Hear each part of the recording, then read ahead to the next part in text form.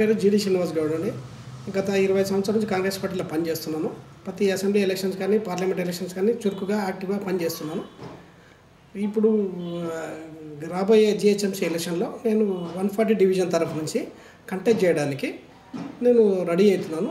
మా పార్టీ గుర్తించి నాకు టికెట్ ఇస్తుందని చెప్పి ఆశతోటి నేను ఉన్నాను. అలాగే మా డివిజన్లో సమస్యలన్నీ చాలా సమస్యలు ఉన్నాయి. మంచినీళ్ళ సమస్య కానీ, రోడ్ల సమస్యలు కానీ, వీధి దీపాలు కానీ, డ్రైనేజ్ సమస్యలు, చాలా సమస్యలు ఎదుర్కొంటున్నారు ప్రజలు. ఒకవేళ నాకు అవకాశం కల్పితే తప్పకుండా నేను ఆ సమస్యలన్నీ నా వంతు కృషి చేసి ఆ సమస్యలను పరిష్కరించడానికి తప్పకుండా నా వంతు కృషి నేను చేస్తాను. అలానే కాకుండా టీఆర్ఎస్ ప్రభుత్వం తెలంగాణ ఇచ్చింది ఎవరండి? కాంగ్రెస్ పార్టీ ఇచ్చింది. మా సోనియా గాంధీ ఇచ్చింది.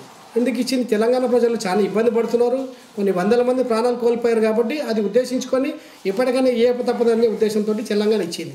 ఇవాళ కేసీఆర్ ఏంటంటే కేసీఆర్ తెలంగాణ దాన్ని అడ్డం పెట్టుకొని కేసీఆర్ ప్రభుత్వం తెచ్చుకొని 18 నెలలు అయింది. ఆ ప్రభుత్వం 18 నెలల నుంచి ఏం డెవలప్మెంట్ చేశాడు? ప్రతి ఒక్కటి కూడా అడగని వరాలను ఇస్తున్నాడు. ఎవరి కోసం ఇస్తున్నాడు? ఎవరి డబ్బు అది ఇస్తున్నాడు? ప్రజల డబ్బులు యాగాలు చేస్తున్నాడు. ఈ పథకం ఆ పథకం అంటుంటే ఏ పథకాలని ఏవి ఇంప్లిమెంట్ చేశాడండి? ఒక్కటి ఇంప్లిమెంట్ చేసినట్టు చూపెట్టండి. దయచేసి కల్లెపల్లి మాటలు నమ్మకండి, కేసీఆర్ మాటలు నమ్మకండి, కేటీఆర్ మాటలు నమ్మకండి. కేటీఆర్ కూడా ఆయన సర్వే రిపోర్ట్ చేశారంట. కాంగ్రెస్కి ఒక దగ్గర 4 సీట్లే వస్తాయంట. మళ్ళీ ఒక రోజు పేపర్లో 16 సీట్లు అని ఇస్తాడు. వాళ్ళ మటుకు వాళ్ళు చెప్పుకుంటున్నారు. అందరూ భయభ్రాంతులు చేసి ప్రభుత్వాన్ని దుర్వినియోగం చేసుకొని వాళ్ళకు అనుకూలంగా పని చేయించుకున్నారు. దయచేసి అవన్నీ నమ్మకండి. ప్రజలారా, 140 డివిజన్ తరఫు నుంచి మా పార్టీ గుర్తించి నాకు టికెట్ ఇస్తే మాత్రం తప్పకుండా మీరు ఓట్లేసి నాకు గెలిపించాలి. నా వంతు నేను కృషి చేసి మీ సమస్యలు పరిష్కరించగానే నా వంతు నేను ప్రయత్నం చేస్తానని కోరుకుంటున్నాను.